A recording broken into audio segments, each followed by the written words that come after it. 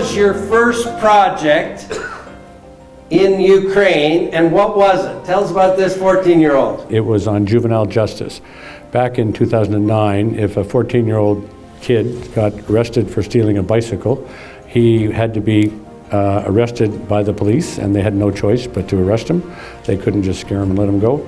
And then the prosecutors had to try them or interview them and then try them as if they were an adult. And the judges had to sentence them as if they were an adult.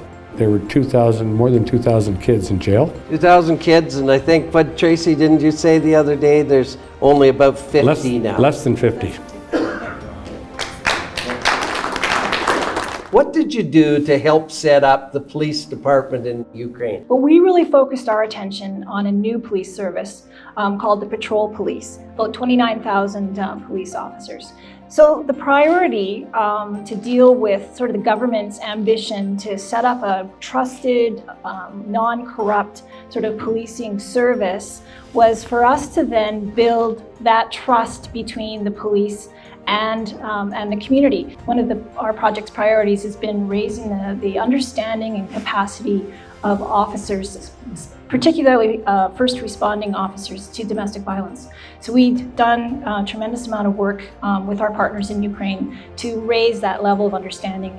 Now the invasion and conflict-related sexual violence, so we were able to build on that platform and transition to ensuring our officers understand the dynamics and deeply understand particularly the needs of survivors. The Minister of Interior and the National Police launched a mobile response team. So we've been able to provide some training and some equipment and supplies to these teams that are going into recently the occupied areas. You took $3.5 million and started buying blankets and things like that. But you also leveraged another $25 million, did you not? We did. We set up a program called Smart Aid, and they set up a system where we could categorize all the supplies that were coming into the system, and we have warehouses in Kyiv. We had close to 200 Ukrainians working for us, and they were either in Kyiv or in the regions that hadn't been occupied. And so we had a lot of bodies that could help us do things. One of the programs you initiated was a program called Victory Gardens. Bob, can you speak to that? It was originally started in the Second World War. And basically we took small plots of land and worked with the local people to start planting vegetables and things.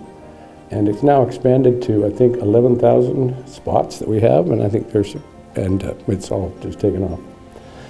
I think you also indicated that not only is this a source of food, this is also a source of pride that they have. Is that correct? Yes, they do. Some of the plots that are growing vegetables and things are growing enough that they're giving it to other regions that don't have it and so on.